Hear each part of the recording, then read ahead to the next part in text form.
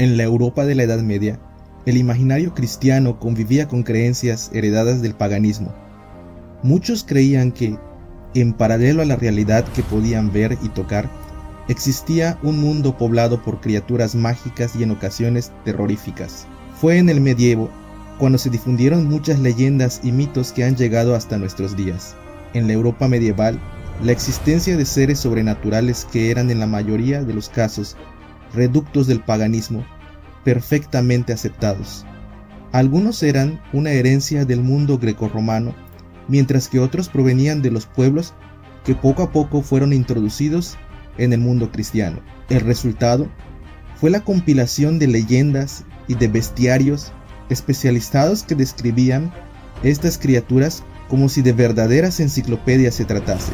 Muchas de estas criaturas entraron en el imaginario colectivo a partir de los mitos y el folclore del norte de Europa, como los gnomos, los enanos o los elfos, y eran descritos como razas bendecidas con algún talento o cualidad especial.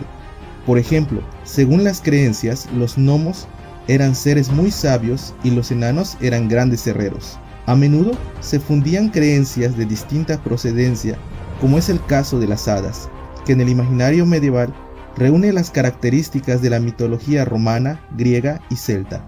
Algunas de estas criaturas eran benévolas con las personas y otras malvadas, según las leyendas, pero en la mayoría de casos podían ser ambas, dependiendo de cómo se les tratase.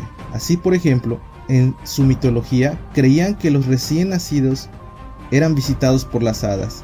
Si éstas encontraban un hogar amoroso, bendecían al bebé con dones, mientras que si se sentían ofendidas, lo maldecían con cojera o tartamudez, o castigaban a sus familiares con desgracias. Este pensamiento perduró durante mucho tiempo y se refleja en cuentos de hadas tradicionales como la Bella Durmiente. No todas estas criaturas se creía que pertenecían al mundo invisible. Es el caso del animal mítico por antonomasia del bestiario medieval, el unicornio, representado como un caballo con un cuerno en la frente al que se le atribuían poderes curativos. De hecho, los cuernos de unicornio eran vendidos como productos de lujo y quienes podían permitírselos los compraban a precio de oro. Lo hacían machacar y los mezclaban en sus bebidas como un supuesto elixir de longevidad o antídoto contra cualquier veneno que alguien hubiera podido mezclar en su copa.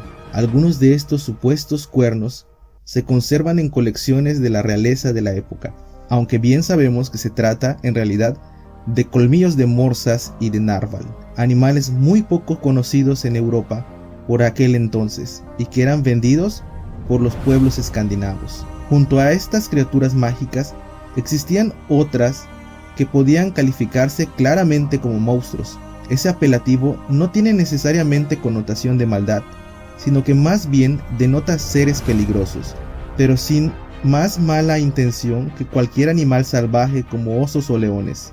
En el bestiario medieval abundan especialmente herencias de la mitología griega como las sirenas, los basiliscos o los grifos, e híbridos de diversas criaturas. Entre estos, el monstruo medieval más icónico es sin duda el dragón.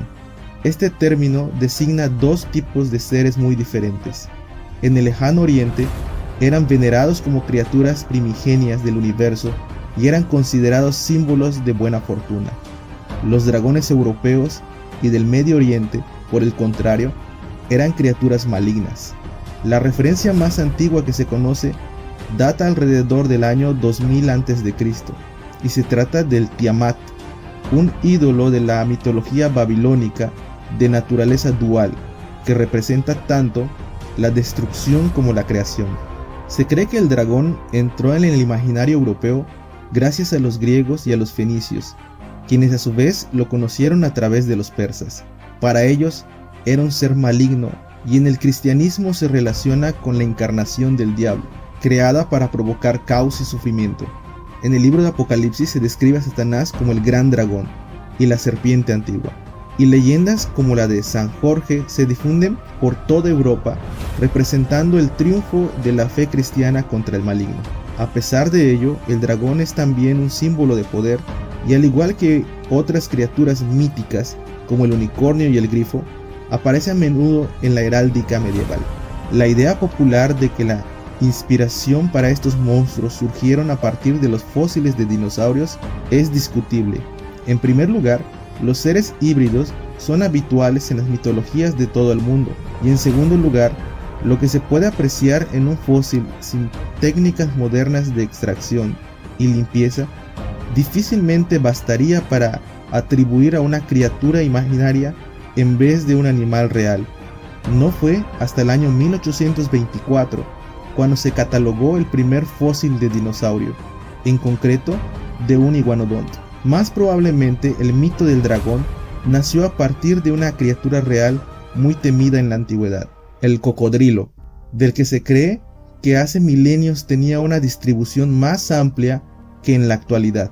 El primer bestiario conocido en el mundo occidental es el Fisiólogos, escrito entre el siglo II y el siglo IV después de Cristo, por un autor griego anónimo y que se tradujo al latín y otras lenguas. Pero fue a partir del siglo XII cuando más se difundió la creencia de estos monstruos, gracias al Bestiario de Aberdeen, que recopilaba, a modo de enciclopedia natural, tanto seres reales como imaginarios. Este documento bastó para colocar a las criaturas como los dragones y unicornios en el mismo plano que las cabras y los caballos.